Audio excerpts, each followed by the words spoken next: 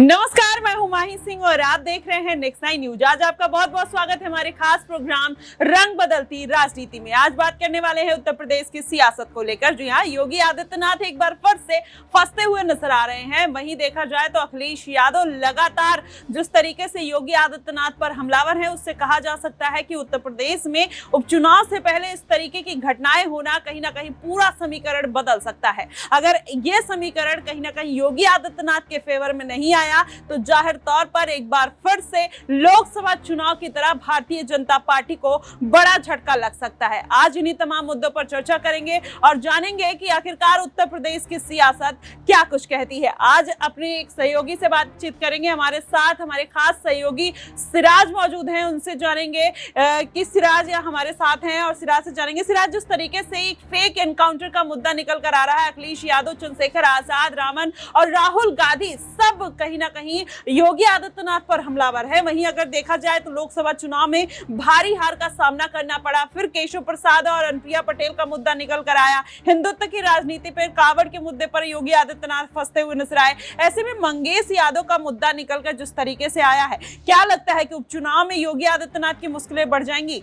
जी बिल्कुल, जाहिर सी बात है कि ये जिस तरीके से पूरा का पूरा मामला है, मंगेश यादव जो डकैती में पकड़ा गया था सुल्तानपुर में ज्वेलरी की दुकान में, और उसका एनकाउंटर जो है उत्तर प्रदेश की पुलिस द्वारा या एसटीएफ द्वारा कर दिया जाता है। तो मुझे लगता है, देखिए अभी जिस तरीके से विपक्ष लगातार इस मुद्दे को लेकर के योगी आदित्यनाथ की सरकार को घेर रहा है, कहीं ना कहीं सवालों के घेरे में जरूर है, क्योंकि देखिए आप पूरे के पूरे मामले पर अब सियासत भी हो रही है। लेकिन मुझे लगता है अखिलेश यादव ने जो सीधे तौर पर आरोप लगाया है कि जाति देखकर एनकाउंटर किया गया, यानी यादव कह सकते हैं समुदाय से था इसलिए उसका एनकाउंटर हुआ, तो कहीं ना कहीं देखिए अब इस पूरे मामले पर सियासत जो हो रही है, इससे उत्तर प्रदेश की सियासत में बड़ा फर्क पड़ेगा। और खास तौर पर जब उपचुनाव है, 10 सीटों पर उपचुनाव है, और इसको देखते हुए योगी आदित्यनाथ की जो मुश्किलें है वो लगातार बढ़ रही है। क्योंकि देखिए अभी भी भले ही अखिलेश यादव को यादव वोट बैंक जो है मिलता रहा है, लेकिन कहीं ना कहीं 10-11% जो यादव वोट बैंक है वो अभी भी योगी आदित्यनाथ यानी भारतीय जनता पार्टी को मिलता हुआ नजर आ रहा था। लेकिन जिस तरीके से लगातार अखिलेश यादव आरोप लगा रहे हैं जातिवाद का, मुझे लगता है इससे योगी आदित्यनाथ को एक बड़ा झटका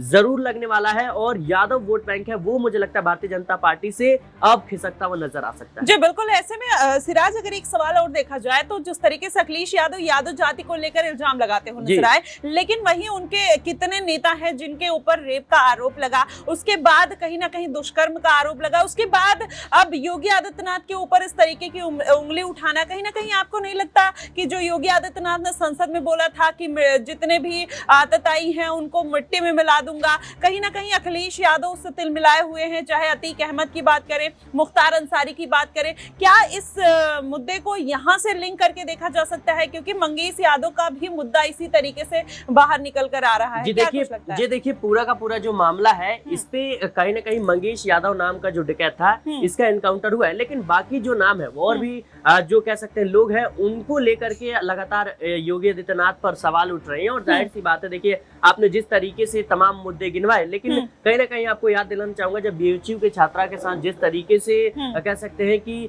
भारतीय जनता पार्टी के आईटी सेल के 3 लोग जो है वो दुष्कर्म जैसी घटनाओं को अंजाम देते हैं, और उसके बाद देखिए फूल मालाओं से उनका स्वागत किया जाता है, उनको बेल भी जमानत भी मिल गई। तो जाहिर सी बात है, देखिए सवालों के घेरे में है, और योगी आदित्यनाथ अगर इस बात का दावा करते हैं तो फिर उनको समझना चाहिए कि इनके घरों के ऊपर क्यों नहीं बुलडोजर चला। हालांकि बुलडोजर जो है वो पूरी तरीके से असंवैधानिक कानून के मुताबिक नहीं है, और इसको लेकर विपक्ष और सुप्रीम कोर्ट खुद जो है टिप्पणी कर चुका है। लेकिन बात जो है पूरी तरीके से कार्रवाई को लेकर इसलिए भी उठ रही क्योंकि योगी आदित्यनाथ पर विपक्ष लगातार पक्षपात का आरोप लगा रहा है कि भाई खास समुदायों को लेकर के टारगेट किया जा रहा है, खास जाति विशेष का नाम लेकर के। आपने देखा जिस तरीके से हाल ही में जो बारिश वाली घटना देखने को मिली थी लखनऊ में, उसके बाद से देखा गया कि विधानसभा में योगी आदित्यनाथ एक जो यादव कह सकते हैं जाति से जो लड़का था उसका नाम लेते हैं, और दूसरा अल्पसंख्यक यानी मुस्लिम समुदाय से जो लड़का था उसका नाम लेते हैं। तो इन्हीं लोगों का नाम क्यों लिया जाता है, बाकी जो 16-17 जो लोग थे उनका नाम क्यों नहीं लिया जाता है? तो देखिए पक्षपात जो है वो पूरी तरीके से जो है इसका आरोप योगी आदित्यनाथ पर लग रहा है। अब आने वाले समय में देखना होगा कि इसका परिणाम जो है क्या निकल कर आता है। और देश की जो उत्तर प्रदेश की सियासत है वो कैसे बदलती हुई नजर आती है। जी बिल्कुल, ऐसे में देखना यही होगा कि ये सब मुद्दा योगी आदित्यनाथ के ऊपर कितना हावी पड़ेगा। वहीं शिवपाल सिंह यादव ने भी इस पर कमेंट किया है और उन्होंने योगी आदित्यनाथ के एनकाउंटर पर सवाल उठाया है और उत्तर प्रदेश में जिस तरीके से लॉ एंड ऑर्डर को मेंटेन किया जा रहा है उसको लेकर भी शिवपाल यादव बहुत कुछ बोलते हुए नजर आ रहे हैं। देखिए पहले उन्होंने क्या कुछ कहा। और जो बातें महाराज जी कह रहे हैं तो वो किसी तरीके से संत नहीं लगते। संत कभी इस तरीके की बातें नहीं करते। कपड़े जरूर हैं, जो बातें आज कर रहे हैं वो बातें न तो देश हित में, न प्रदेश के हित में है, न समाज के हित में। ये बातें राजनीति में मैंने तो बहुत से ऊंचे दलों को, मुख्यमंत्रियों को भी सुना, प्रधानमंत्रियों को भी सुना, लेकिन जिस तरह से अब उन्होंने एक बात और कही कि जो कन्नौज में हुआ वही चेहरा समाजवादी पार्टी का है, कभी नवाब सिंह का नाम लेकर के आरोप लगा देते हैं, तो ये राजनीति को किस दिशा में ले जाना है? देखिए, इन पे कंट्रोल तो हो नहीं रहा है। घटनाएं देखिए लगातार बढ़ रही हैं। आज भी सुन लिया होगा कई घटनाएं, कई घटनाएं महिलाओं के साथ जो रेप जैसी घटनाएं हो रही हैं, डकैतियां भी कर रही हैं। इन पे कहीं रुक नहीं रहा है।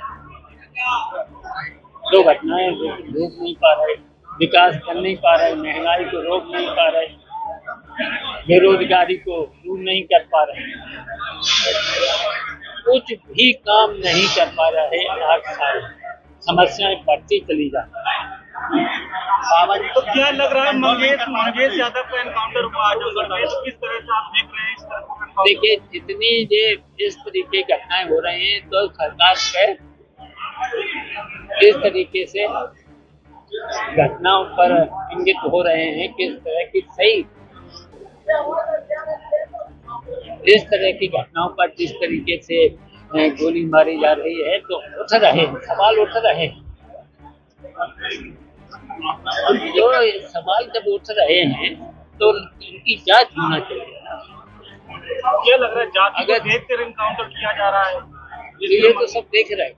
इनकी जो मैंने कहा है कि जो भी उन्होंने जो गिरफ्तार के एनकाउंटर हुए हैं उन पर जो सवाल उठ रहे हैं तो सही जांच होना चाहिए, उसकी सही जांच होना चाहिए। कल गिरीश यादव मंत्री जौनपुर में एक सवाल पत्रकार ने पूछ दिया तो उसके साथ भी बदतमीजी पर उतर आए। क्या लगता है कि आजकल सवाल पूछना भी खराब हो गया है मंत्रियों से? तो ये तो आप लोग जानो, ये आप लोगों को फेस नहीं छोड़ रहे, जनता को भी नहीं छोड़ रहे, किसी को भी नहीं छोड़ रहे हैं। जिस तरीके से तानाशाही दिखा रहे हैं तो उसका जवाब देखिए सब लोग नहीं करते थे, जनता भी देगी, आप लोगों को भी देना चाहिए। आप लोगों ने तो इस तरीके से उनके सामने हथियार डाल दिए, हथियार नहीं डालना चाहिए।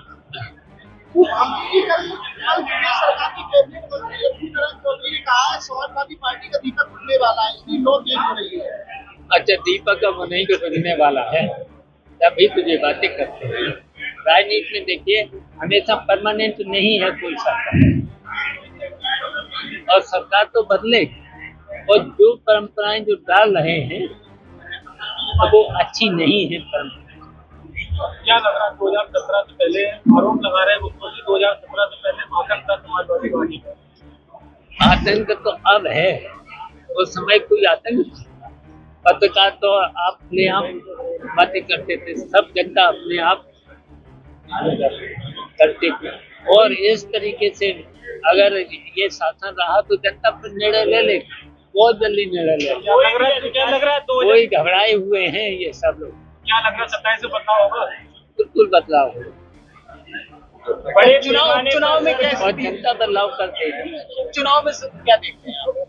और चुनाव में परिणाम अच्छे आ जाएंगे, कोई भी अधिकारी सर बिना पैसा के कार्य नहीं कर रहा, बड़े पैमाने पे भ्रष्टाचार है, क्या कहोगे सर? है भ्रष्टाचार को तो सब लोग जानते हैं, इतना भ्रष्टाचार है, इतना भ्रष्टाचार बढ़ा है, 100 गुना भ्रष्टाचार बढ़ा है सरकार को। तहसील में, थानों में, जहाँ जाओ, हर कार्यालय में। सर बिजली नहीं किसानों को मिल रही, खाद नहीं मिल रही, वादा तो उन्होंने किया था 24 घंटे सस्ती बिजली और सबसे महंगी, और 6 घंटे बिजली नहीं आ रही। अखिलेश यादव ने कहा कि 2047 में जीत के बाद बुलडोजर गोरखपुर की तरफ रवाना हो जाएगी। अब जो परंपरा डाली है वो तो आगे बढ़ेगी।